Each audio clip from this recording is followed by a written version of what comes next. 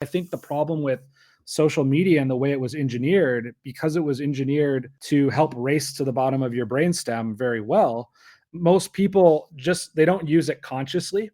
So like when I was a therapist, I would work with people on how do we consciously use, because if you can consciously use social media, it's an incredibly powerful tool.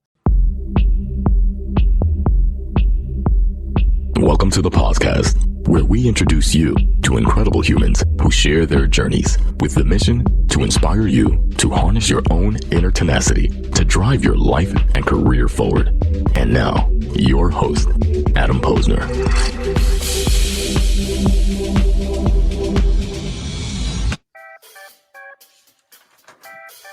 Hey, everybody. Welcome back to the podcast. We're bringing the best and the brightest in the world of business, marketing, and personal growth to help you harness your inner tenacity and drive your career forward. Squad, please meet Joe Sheppi, a visionary in human psychology who wants to change the way brands and audiences connect fundamentally. He is the CEO and founder of Solstin, an AI-powered platform for human-centric experiences. Joe is pioneering the use of video games for cognitive assessment, opening new possibilities for not only the gaming industry, but for mental health diagnostics and treatment. And he is armed with his experience leading UX strategy for Big Fish Games and Emerald McCann. We have a lot to talk about: startups, AI. So let's get to it. Joe, welcome to the podcast. Thanks, Adam. Really good to meet you. It is fantastic. And Joe is joining us from the amazing, one of my favorite cities in the world, Berlin. Berlin. What is happening in Berlin today, this evening, this afternoon, whatever the hell time it is? It's business. Yeah. Business as usual. Yeah. It's about four o'clock here. Farmers are on strike. So we got a lot of tractors driving around the city in Germany in general right now. So that's kind of a major theme. Yeah. You know, you never know what you're going to get in Germany. No. Berlin. No. Specifically. Yeah. Berlin's a city that you can't prepare for what it's going to do. So you got to get there and be able to ride the wave. Ride the wave. Joe, what is your favorite thing about living in Berlin and working in Berlin? I know you're back and forth between Minneapolis and I think you said Stockholm, right? Yep. Yeah. So there's this quote from, I think it's somebody at Humboldt University here who said something like, Berlin is the one city in the world where you can feel the potential of the future while also seeing the tragedies of the past, because you walk around and there's still the scars and the bullet holes History's from World War II, and it's there. And then you see, a lot of the technology, and Berlin's interesting as a city. Like whoever controlled Berlin in Europe always was able to control most of Europe. So it's it's just an interesting place to be. But there's a pulse here. It's like a body of water. It has its own feelings, its own spirit, and it changes with, obviously with war, with the world as it goes. But yeah, so I think it's a very real place to live in that sense. I felt as a native New Yorker, out of all the cities I've traveled to in the world, I felt the closest vibe to New York City. In Berlin. Yeah, I could see that. Yeah, for many reasons. Yeah. And really kind of what you said before, there's a vibe to it. There's a pulse, there's a life beat to it, a heartbeat to it. And I love it, man. So let's get into it. And I like to hit the rewind button. You have a fascinating, multifaceted background. And if you don't mind me asking, may I ask what your parents did for a living? Sure. So my mom was a flight attendant and a kindergarten teacher. Interesting. How'd that work? Really not at the same time, or different stages of her life? Two careers. Yeah. So her first job was a flight attendant, and then she became a kindergarten teacher. I'm sure she has crazy stories, right? Back then. Both from the airlines and from, it's like, sure. What kind of crazy do you want? Do you want 6-year-old crazy? Because that's pretty crazy. Or, airlines themselves. Yeah. Back in the day when people could, smoke and, yeah, exactly. So that, and yeah, Dad ran a marketing agency for 30 years about. Now he has, it's a single malt whiskey. It's called Lost Woods. It's won 3 double golds at the International Spirits Competition. So he went from marketing agency for 30 years to whiskey. I think I need to have your dad on the show. You should. He's got some interesting stories. So he's been an entrepreneur his whole life, and really a lot of time in the ski industry. So he used to climb with like Skip Yawell, who founded JanSport, for example. Ed Vestures, all these guys. So That was a part of his background. That's so amazing. that's part of why I grew up in the ski industry. So I think the moment I could walk, Dad was like, all right, putting him in skis. You're definitely on skis before you could walk. that is probably weeks later. Yeah. Or like days later. Yeah. So there's really, it's almost like it was in your blood, in your DNA to follow this entrepreneurial, free spirit adventure. Like it was there. It was there, and looking back on it, and that's a pretty damn cool background. Thank you. Yeah, it's parts of it for sure. I always like to, if you, where you are now in life, looking back for kind of like your early childhood memories, like was there a couple that stood out about mom and dad? You're like, holy shit, the reason I am a lot of who I am today is because of that time, that moment, what I absorbed from them. I mean, for me, I talk about it as how I parent my kids, like what kind of dad and I am because of my mom and my dad, how I was brought up, just like the approach and the creativity and the nurturing. But both my parents are teachers, so there's not a lot of like the business side. I don't know where the hell I came from on that side, but I'm always curious to hear. Yeah, I think it wasn't necessarily one moment as much as themes. Like we were always really empowered to make decisions for ourselves.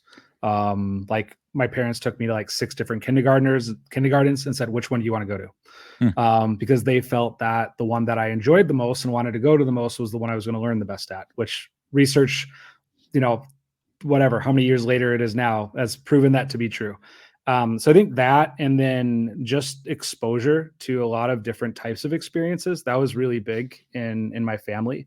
So my brother and I, whether it was getting a musical instrument, traveling, different sports, it was really important for them to expose us to as much as we could, and then see where we leaned and where we gravitated towards, and then empowered us around those things. So that, as well as just, I think, nature being a very important part of their value system. And of course, it's one of those ones that I think I adopted, and as a family, it's something that we have in common that I think is really binding as well. I love it how it's really infused. And we get to this part of your journey. You have a master's in clinical psychology. How'd you take that degree into user experience? So it was almost the other way around. User experience is what compelled me to go back to school and get that degree and become a therapist. So what I did, I was working with clients in Switzerland at a Fortune 500 company. And I think one of the goals of a user experience person, a designer, a researcher. Yeah, let's give everybody a little bit of background. And there's a fundamental difference between UI and UX, and folks have to understand that, right? There absolutely is. So yeah, user experience, it's all that's the UX for everyone out there playing along. That's all the digital experiences we use today. There's typically a UX designer and a UX researcher who really, hopefully anyway, really thought through who the audience was, whether that's creating personas, doing research on who that is, how do you create that experience. That can be used to benefit the user. It can be used to benefit the business. It can be used for both. And ultimately, the best UX people are really good at understanding what do businesses need, while also understanding what do audiences and users need, and blending those two together. While UI people are typically the ones who really understand how to put those design patterns into place. So a UX person they're like the architect, and the UI person has to then figure out how to actually make that look nice. I'm going to clip that up for all the other recruiters out there who can't tell the difference, and they're hitting up candidates that are UX that are really UI, and they should learn that one. But the mindset of digital interaction, and maybe you could talk a little bit about like the gamification element in certain ways and how to be ethical about that, right? Like, because obviously your task with a project, or if you have a client, that there's an end objective. You want people to use the product. But at the same time, you don't want to take advantage and make it too addictive. And maybe you do. Maybe you're doing Candy Crush or Angry Birds or one of those, or whatever the games my kids are addicted to, like Roblox and Minecraft. But let's kind of how do you find that balance of, yes, we want people to use it as much as possible, but we don't want to, be unethical. Yeah. Well, so first off, engagement turned into a dirty word, and it's not. Like, engagement is really hot takes, spicy. It's really, really important. Yeah, it's really important. So Sorry, I just had to play with that button. You're all good. It's there's never like, if you're in like, yeah, I'm in a really good relationship right now, it's really healthy, totally not engaging. No, that never happens in your personal relationships. You want engagement, but you want it to be healthy and sustainable. So, and that's the same thing. Like, we work with most major game companies. Like, we work with Rovio, who makes Angry Birds, for example. And so if you think of these games, they also don't want you addicted. When we think of really good user experiences, they're typically sustainable for the person and for the business. So you're collecting business requirements, like, what do we need to achieve as a business? And what businesses don't want, like even casinos know this, they don't want you to spend a bunch of money and then never spend money again because you just spent your fortune. There's a fine balance between taking it to the cleaners and having you back in to drop off the dry cleaning again, right? Like, yeah. Like the best customer at the casino is like the 90-year-old lady who spends like $20 once a week and meets her friends. And because then you can plan a business, then you have plannable revenue, you know what your costs are, as opposed to someone just dumps their life fortune. And it's, I don't know, some person with hundreds of millions of dollars, if you could even spend that much at a casino, and that happens and you bring in a bunch of money. And now what do you do with it? It's like what were the stocks that were getting like really pumped by the Reddit? Penny stocks. Like, GameStop and yes, not like Blockbuster, the other one, AMC. Exactly. As a CEO, that's a huge problem to solve, because now all of a sudden your stock's going through the roof. And what do you do? What do you do with that extra capital? Or is that just going to vanish with the stock price drops? And so it doesn't really work like that. Yeah. And so I think on the UX side, the key goal is to understand what the business needs and then what the users actually need, both from a usage perspective, but also from a health perspective.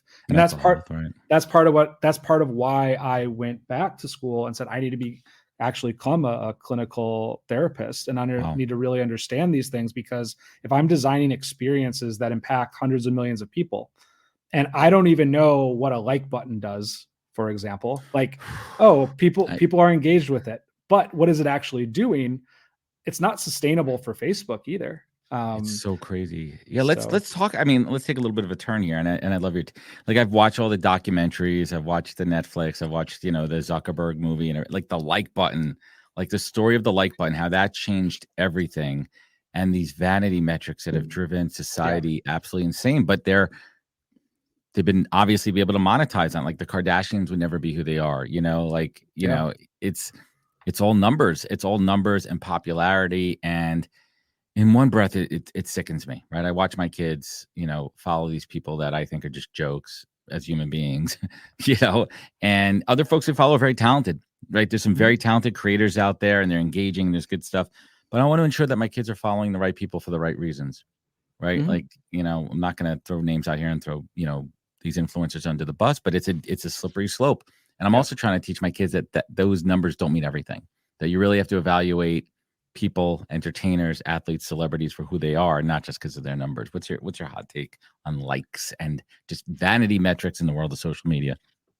Well, I mean, what's clear, like the University of Michigan had a pretty solid study on how Facebook usage over time, for example, was causal in terms of depression. And the more comparatitis, right? The more people post selfies, things like that, we've seen that that's associated with depression, anxiety, things like that. I think this is nothing new. Like, our species has been doing this for a long time. So, like, think of when bronze was invented, for example. I don't remember that far back, Joe. Yeah, but you could use it for farming. You could use it for killing people, and way more efficiently than sticks, for example. And so there's always a time where, when we invent new technologies, we misuse them. And then we learn as a species, hey, we can make these like swords out of bronze now. Like, you probably shouldn't let kids just play with them. We need a rule for that. They get locked up in this chest now that's also made out of bronze, by the way. And so, what people don't realize is, like, social media it's very new. It's like 2004, 2005. Like, it's pretty darn new. Pretty new on the timeline of, depending on how long we're extrapolating this out, right? So, so we're just figuring out now as a species how to use it. It's a tool. I love being the guinea pig. Love being the guinea pig, Joe. Yeah, hey, I would rather be the social media guinea pig than the societies that discovered bronze. Yeah, because that was bad until it was good. Yeah, until it was good. So I want to talk about. Oh, sorry. Continue. Well, that's just it, right? It's technologies. I think as human beings, if you look at all the ape species, whether go to the zoo or go into nature and watch a gorilla, watch a chimpanzee, and give them a tool, what do they do with the tool? They play with it, they experiment with it, and then they misuse it. And then after they misuse it, hopefully they don't die, and then they don't misuse it in that same way again. And I think the problem with social media and the way it was engineered, because it was engineered to help race to the bottom of your brainstem very well, most people they don't use it consciously. So like when I was a therapist, I would work with people on how do we consciously use, because if you can consciously use social media, it's an incredibly powerful tool. Oh, networking, communication, all those fundamentals to use it the right way. But when and lots of us do have addictive personalities and underlying mental health issues that just get triggered by all the negative downside of social media, comparison, all those things we talk about. But let's shift gears a little bit. I want to talk about Solsten. First of all, what does the name mean? So Solsten, or Solsten, as you might say in like Swedish, they're these Icelandic spar, these little crystals, and Nordic people use them to sail back in the day, and to navigate the Atlantic when things were cloudy, when you couldn't see where to go. So they're probably what were used to get to North America. So what we do as a company is we really help other businesses navigate where they need to go. I think your job as a builder, as a founder, as a product manager, anybody at a company who's building something, is to understand where audiences are going or where your customers are going and meet them there. And so we see ourselves as that Solsten for companies. And the word itself, like soul and sten, even though it's sun, but kind of shedding that light, but it has that humanness to it. If you say it in English, the soul, kind of that. I dig it. Sten, it's stone, it's solid. So, there's a lot of trust in our data and what we do, and the privacy behind what we do. So yeah, it had multiple check marks for us, and it's nice. It's got a ring to it. And tell us a little bit about the mission and who you work with. So our vision is, how do you allow experiences to be architected in a way that activates the highest level of human potential possible? So, what if Facebook was architected in a way where, you were able to use it in a way that it benefited you as much as you possibly could benefit you? That's our vision. I think the mission on a more tactical level is really empowering the most creative people in the world, the designers, the builders, the marketers, to actually really be able to understand their audience on a psychological level, which today the whole internet's a behavioral internet, and behavior shows people what people have done. It's what happened in the past. Where psychology is different is it lets us know what people will do. So if I'm building an experience, and if I'm building the next version of Facebook, and I have an idea of the psychology of my audience, I'm going to be much better equipped to understand how to build that for those human beings. And most UX designers don't get into their career because I'm going to build this super addictive, terrible experience. The guy that did the like button, I don't think he was like, yeah, in 20 years from now, this is going to like fuck some people over. It's like shit. Is it going to be on his gravestone? Like, do you think it's just going to look at that? See, there it is. There's some augmented reality for you right there. No, I think most people really want to do right. People liked him. That's what's going to say. People liked him. It's the Tombstone cowboy Western style Tombstone. But I think most people who design and create experiences, they would love to be able to equip this with this sort of information, but they just don't have access to it. So most of our customers, like we work with like EA and Epic Games and Supercell, a lot of gaming companies. We work with also some non-gaming companies like Peloton, for example. So a lot of gaming, health, fitness, and then also there's clinical trial stuff we're doing in the background that we're working through. But fascinating. Yeah, gaming is it's where the most authentic behavior happens on the internet. So there's this saying in adventure psychology, which is show me how you play and I'll tell you who you are. You really, some 45-year-old guy is like a 23-year-old female orc. Like when no one's watching, that's who they chose to be. Yeah. So you really get a interesting sense of who the person is when they game. So that's part of why we've focused on gaming, because we're really set on what's the next level of psychology. So you talk about, I want to unpack this from playtime to prime time, the evolution of gamified living. What the heck does that mean, Joe? So I think if we look at where we're at today, most of the media that we consume is passive, meaning you sit in front of a TV and you watch the Netflix thing. You sit in front of Instagram and you scroll. When you look at gaming is interactive media, input, output. So if you look at a lot of health data, whether you're playing shooter games or Roblox or there's not one study that shows, for example, that playing shooter games is bad for you. Actually, quite the opposite. Really? Not one. Despite everything we see in the media that they're blaming the shooter games for all the school shootings. Yeah, not just one. Not just mental health. There's actually hundreds pointing the opposite direction.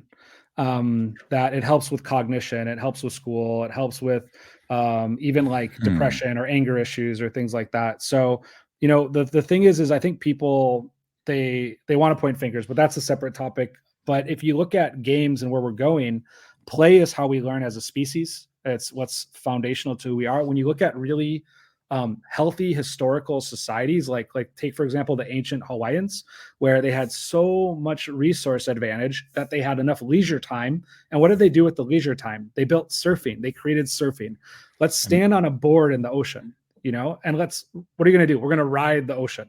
We're going to play. And what's happening today is, and I think this is where a lot of mental health challenges come from. There's this quote, like, idle hands are the devil's playground. And a lot of people today have idle hands because they're in roles or situations in life where they're not building or farming, under challenged. Yeah. Yes. And underutilized. And they didn't grow up in an environment or a household where play was acceptable, where play was safe. And so, play can be skiing, or it can be playing a video game or playing a board game or playing chess. There's a lot of ways to play. And if you ask, most people don't know how to play well. And so I think the future, if we look at how Netflix is like crushing it with their games now, like they're absolutely doing well, like incredibly well with that. If we look at the future, we're going to start to see play interlaced with a lot of brands that we experience. Chipotle is already talking about things like this. We actually work with some really big brands on the back end in terms of how they actually create more play in their experiences. And play is fundamentally healthy for people. Like if you look at the outcomes of play, everything from people who don't play, whether it's video games or, whether it's a sport or something, like over the age of 30, their crystal memory tends to go up. Their fluid memory tends to go down. The second you start playing again, your fluid memory starts going back up again. So play is just fundamental to who we are. It's fascinating. My 5-year-old son, I'm an old school Lego head. I'm a Lego master. I love Legos. Behind me in my office, I have all my adult Lego sets because I keep them away from my kids from breaking them up here. And the word Lego is play good, right? Like play well. Yeah. And that's where it comes from. I got brought up with Legos, and my parents saved all my Legos, and I've been playing with them with my daughter and now my son, who's at the age. And to watch him just fully embrace the creativity. He would choose his Legos over his iPad. When we get into Lego mode and start playing, and we're down in the basement, just going and watching his brain think, the creativity, what he's making. That's, for me, that's everything. Like that is everything. That, and watching him problem solve. And asking me, well, how does this piece work with that piece, and watch his brain work. And then it's teachable moments. Now you go for it, dude. I'm not going to show you. Like, show me how to do it. Teach me something. And now he's proud. I come home from work. He's like, look what I made. Look how I did this. You remember what you told me yesterday? And that's like, all right, I'm doing something right on the parenting front there. But we have to encourage more of that. Yes. Let's talk about the rise of psychosocial AI. What did you coin that? I mean, is that a made up word? What the hell is that? I guess we did. Biopsychosocial AI. Biopsychosocial. Let's say it all together, folks. Biopsychosocial. So it's biopsychosocial. Biopsychosocial. We're gonna phonetically have that out there because me fail English. Yeah. So biopsychosocial. It's been around a long time in clinical psychology. So it's not a new concept. But it's something that the problem with the medical system globally, well, there's a lot of problems, but one of the major ones is it takes on average about 10 to 15 years for innovations or scientific findings to actually get implemented in medical systems. So even though like we've known scientifically speaking that taking a biopsychosocial approach in therapy or, you know, in a psychological setting where we're working with patients is the best way to go through a patient process, that doesn't mean that every psychologist you're just going to see is going to take that approach. So what it means is you're taking into account the biological aspects, the psychological aspects, and the sociological aspects of the person when you're diagnosing and treating them.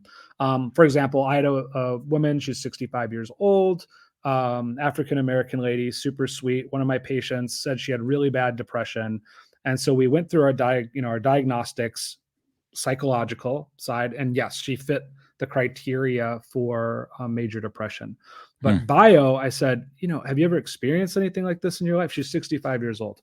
And she said, no. I said, can you tell me about what's going on medically? Like what's new? And she said, well, my rheumatoid arthritis is just acting up real bad. And, you know, in that population in the United States, there's a higher incidence of rheumatoid arthritis. And so inflammation can definitely trigger depression. Right. So the pain, the discomfort. If I would have just taken a psychological approach to treating her, she would have potentially ended up on like an SSRI or meds. Instead of treating the arthritis. And we were doing cognitive behavioral therapy and nothing would have changed. I said, how about this? Let's go back to your doc and let's really work through the arthritis stuff first. And we're not going to prescribe anything. We're going to stay here from a CBT perspective because we can work through a couple of things, but I don't think this is it. And she came back to me, called me a couple of weeks later and said, Joe, like I'm doing fine. Like I'm good. I'm happy again. Like we got my inflammation How is that down. How's that not rocket science, right? Like come on, like treat the body first and it usually cures the mind. It's not, but the problem is the people who treat advanced diseases are highly specialized. So, you know, your general practitioner, your general psychologist, therapist, they should be taking a biopsychosocial approach with you. But most of them, when they were in school, were not taught that. So what psychologists tend to do is take a psychological approach. What MDs tend to do is take a biological approach. And then there's a sociological approach to it too. So, you know, when I practiced, I was in Utah and I had, that was for the skiing, right? Both. I was there. And I think that's part of it is I've always tried to engineer my life around how am I able to make it very easy to do all the major things that I really care about right now. So on the outside, it was like, wait, how is he like skiing for the North Face, has a startup and is also doing therapy and like, but all of them were interrelated. So I was an adventure-based psychotherapist and my skiing sponsorship also had levels of photography that were related to it, which that was a big part of my background. And then what I was doing was trying to figure out how I put play into experiences so that they're all synergistic as opposed to like cognitively dissonant, which that was like a super important part of that. Gentlemen across the nation, I have an urgent message for you. This episode of the podcast is brought to you by Manscaped. The brand that took your balls to space is now launching them to the Ultrasphere. Introducing the Lawn Mower 5.0 Ultra. Featuring a new cutting-edge design and next-generation dual skin-safe blade heads for different shaves. It's pretty much a spaceship to take your boys downstairs to the next level. Join the 9 million men worldwide who trust Manscaped with the brand new Lawn Mower 5.0 Ultra by going to manscaped.com for 20% off plus free shipping when you use the code POZCAST, P-O-Z-C-A-S-T. High tech for low places, that's Manscaped. And I got to tell you, since I got my hands on this pair of trimmers, my life downstairs has changed. My wife loves it, if you know what I mean. But let me tell you, this has made it so much easier to take care of what I need to do downstairs.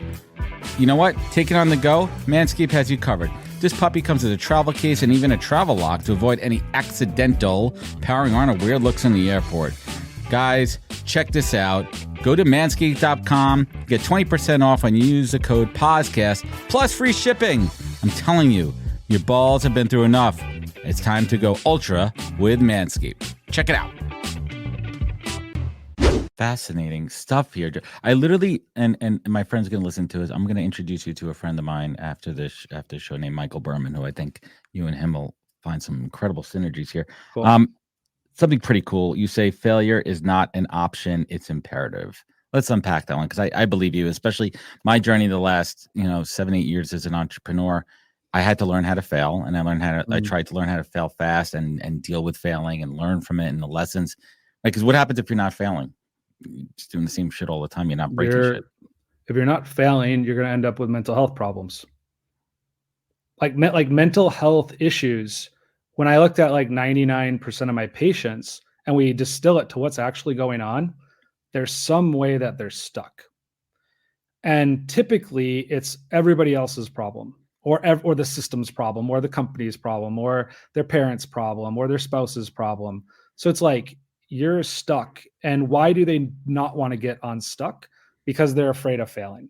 And that fear is what keeps them there. And, fear is one of my favorite quotes about fear is it's miles and miles wide, but it's less than an inch deep. And it's this perspective is everything. It's this idea that there's all these things that could happen. And so really, like with failing, it's when you realize there's a such thing as failure. And failure is when you don't succeed at something, but you don't learn from it. That's true failure. As long as, and so when we actually say it's important to fail, I think we need a better word for it in the English language, because I think what it's a polarizing word. Yeah, because what it should actually mean, because if you think of like the old, like I like going back to, I have a degree in cultural anthropology too, so I like thinking about the past and evolutionary biology and things like that. If you look at failure from a linguistic perspective and you go back in time, it's like if you failed to get the food for your family that night, people could die. So there was right. It was extreme. It was an extreme word. It was exactly. And I think that's where some of the stigma still is packed in. It's hundreds of thousands of years of stigma. But if you look at why I think we need a new word, because if like you try to work at a new company, or you try to start a company, or you try to get that promotion and you fail, like the people that succeed the most are the ones who are able to not just fail, but fail and learn the fastest. And failure and learning together equals wisdom. And that's one thing that AI can't do. AI can't really become wise, because true wisdom is the facet of really doing things that sucked and you figured it out, or you didn't figure it out and you learned from it. And when you learn from it, you're able to understand a very broad perspective of a thing. So that's, I think that inherent wisdom is something that in a future society too, it's like really beneficial to have. So let's double back on that. And let's talk about AI, because I want to get your take on it. You said something fascinating there. So you're saying that AI cannot gain wisdom, and there's a difference between learning, whether it be ALM, MLM, right? Like and not MLM, advanced machine learning. As the machines absorb more input from all different sources, are they not going to be able to put those two pieces together and move forward? Yeah. So I think what AI is incredibly good at, way better than we will be at to a point, is synthesizing information. So like we're at the dawn of these kind of really big LLMs and language models that are just like taking off. And what that's going to do is allow for synthesis to happen in ways that we can't even imagine today. And so what we have to distinguish is the ability to synthesize information wisdom. The ability to synthesize information and wisdom, where man separates from machine, the last frontier of them taking us over. Well, is it wisdom? We have to ask ourselves, is it wisdom? What is wisdom? And I think some people would say, maybe that is. But if you think of all the things in your life where you've really, really needed like really good advice, like you needed super good advice for something. The inherent wisdom, the ability to really get to know you on a biopsychosocial level, on an emotional level, on a, it typically is a person who provides that wisdom well, is somebody who can really understand you.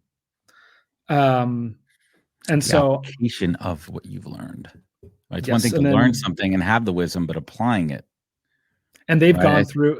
gone through similar battles or, missions, and then they've learned from them, and that's why they've gained the wisdom. Like if you read like someone like Marcus Aurelius, for example, there's a lot of wisdom there. Well, the guy did a lot and he went through a lot. And the thing that AI can't do is it can't generate. And so I personally think that an aspect of wisdom is generative thinking. So AI can synthesize what was, and I think the future of humanity will be a more wisdom-based economy. So that's tied back to failing, right? Because how do you gain wisdom if you don't fail and try things?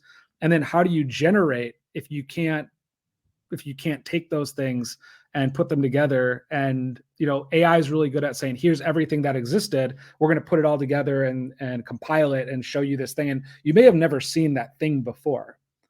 But the 5% I think that people are going to need to get really good at is how do you use AI to synthesize things better than everyone else, so you can actually ideate and bring new things into the world better than other people.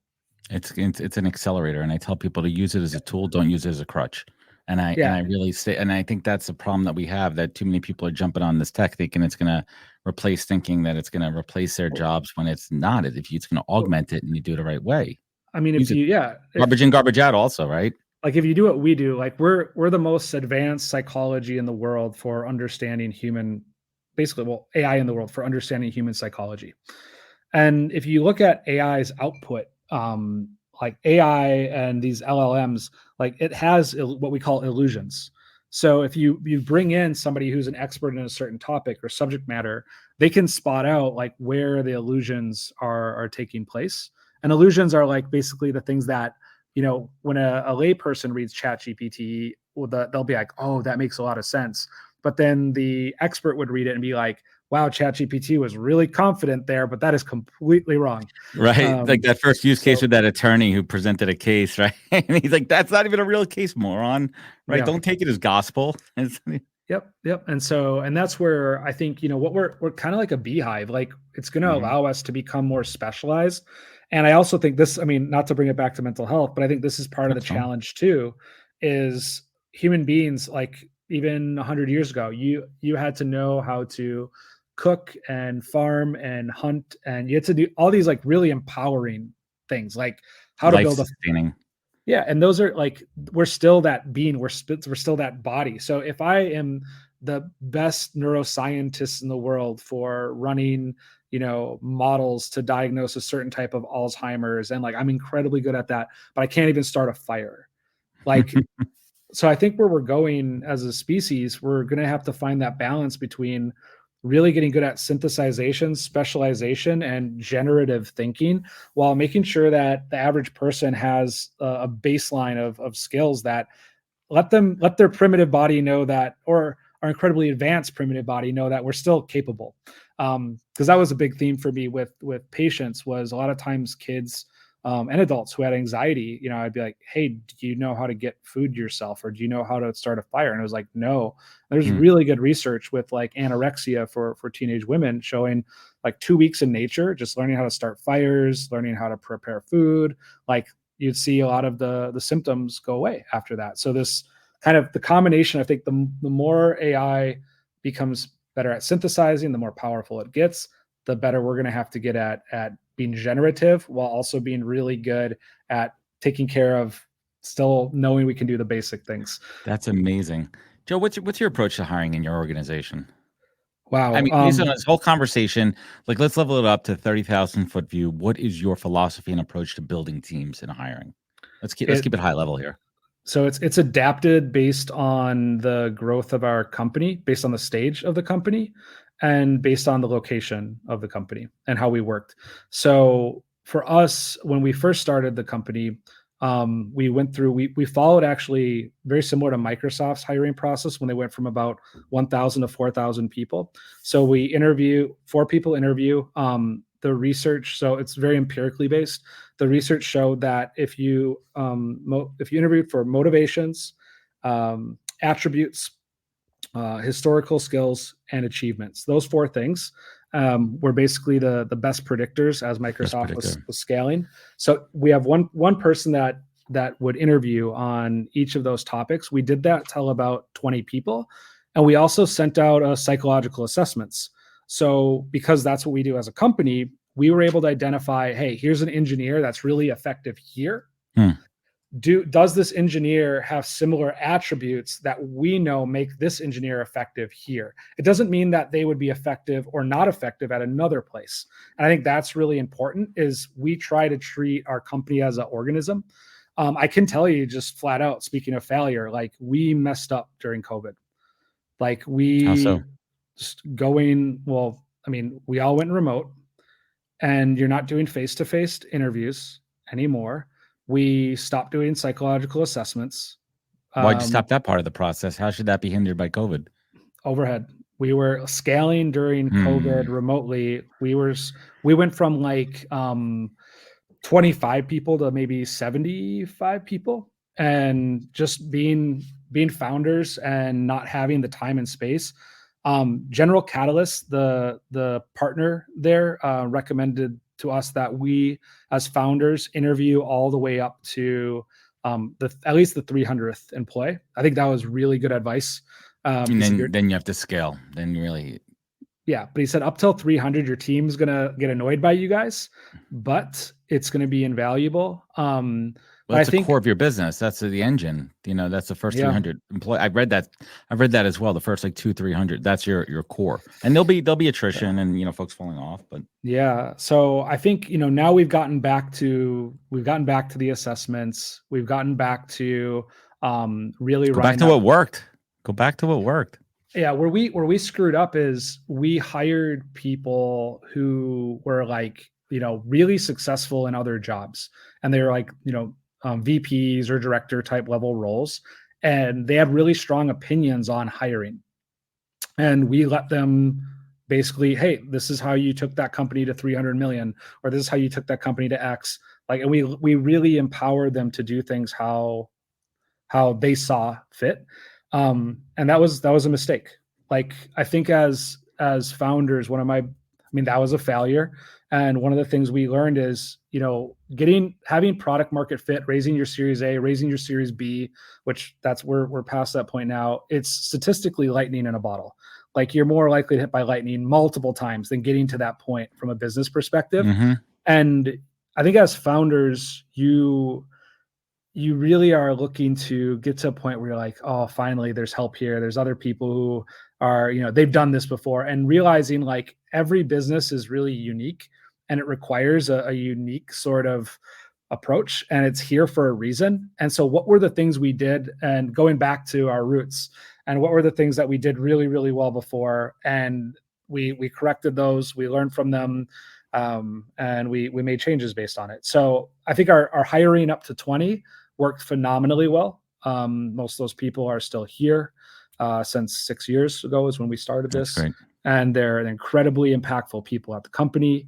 Then we got we tried to scale too fast, and it's usually not kiss of death, but it's a pain point, so to speak. Yes, I don't think one company scaled well during COVID. Well, the money was cheap. Everyone was remote. It was easy to just hire people. You didn't have to see them face to face, and it was a bet too. I mean, let's talk about it. Hiring is a bet. It's a gamble, right? You're betting on past predictors. You're betting on interview performance. You're betting on referrals. But two factors until you get them into the position, and owning that you have to set these employees up for success. Well, and that's where I think exactly, like you nailed it. And I think that's where the psychological assessment side of things, like, hey, we're pros at this. This is literally what we do. Let's use our own tech to do this, because psychology is one of the few things that predicts the future. So when you understand somebody's psychology, their cognition, you can get a good sense of what they're going to do. And that's where I wish we would have done those assessments through COVID. I think that's something that would have really helped us. But you learn, and that's where the wisdom comes from, Joe. Yeah, that's exactly. it. Joe, what's keeping you up at night? Ooh, I think as a founder, you have a vision for what you could create, and part of the reason why you raise capital is because you appreciate time, and you I have this idea that, well, where can we get this to in X amount of years? So we've been doing this for 6 years. And our vision is like, how do you actually have all this technology? Like, if Solston was in the hands of every business, I could guarantee literally that all the tech we'd be using would be at least 1% healthier biopsychosocially for all of us. Like, I could guarantee that, but we're very far away from that. Like, we're still scaling in the gaming industry. We're starting to scale outside. And so I think for me personally, a lot of it is, how do you unlock the product to get to that next level of scale where there's less friction to, because the thing is that's what revenue buys. Revenue buys that product team that can focus just on clinical cases. Scalability. It buys a lot. So like any CEO, I am focused on revenue. And so getting revenue up is the main thing that keeps me up at night. And, other than that, just like personally, I think it's just staying on top of the things in your life that are still important. Like, I'm skiing the Vasaloppet at the end of the month. It's a 90 kilometers, Nordic ski race. 90K is a long way to go. So last night I was going to bed and I'm like, I got to drop 5 pounds, because 5 pounds get cardio up.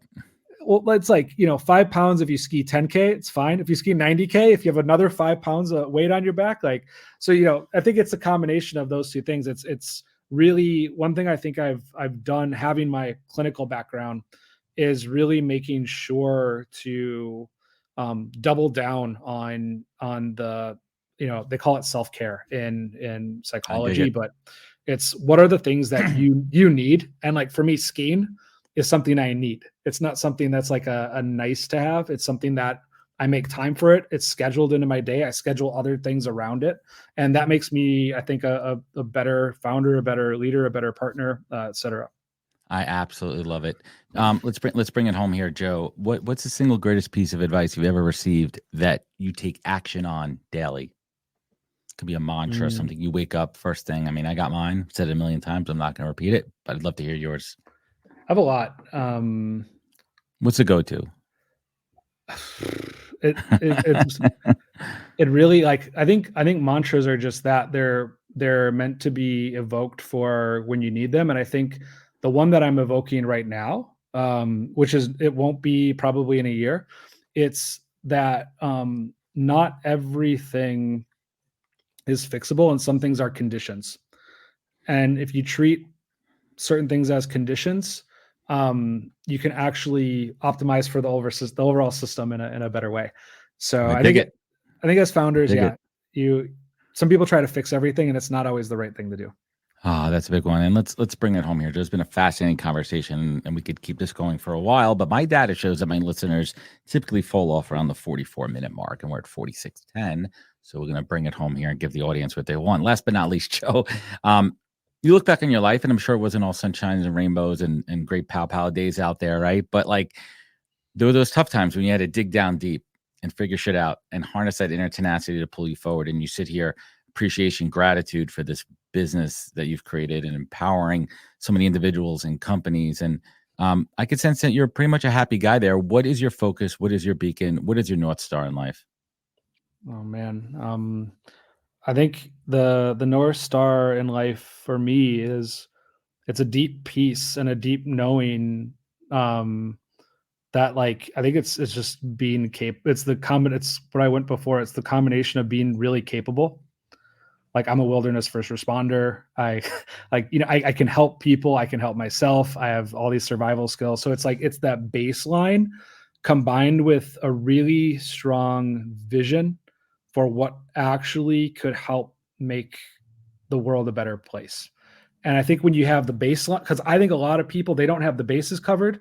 They don't know, what's my mental health hygiene, what's my physical hygiene, they don't have their hygienes done. And then they go to try to help other people, and they actually typically do more harm.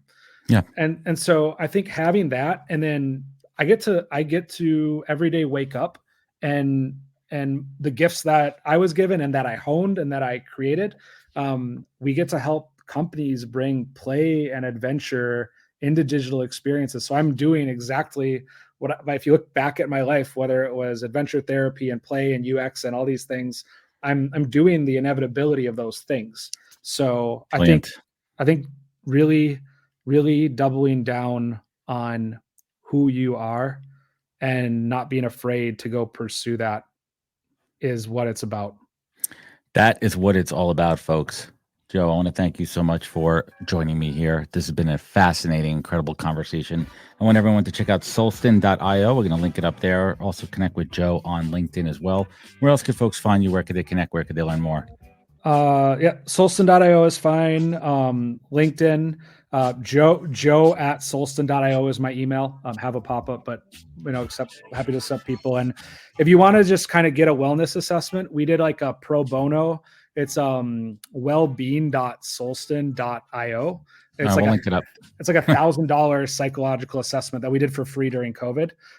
So yeah, it's anonymous. We don't track anything, but if you want to get a sense for, your psychology, that's much better than a gimmicky thing. It's a pretty cool tool.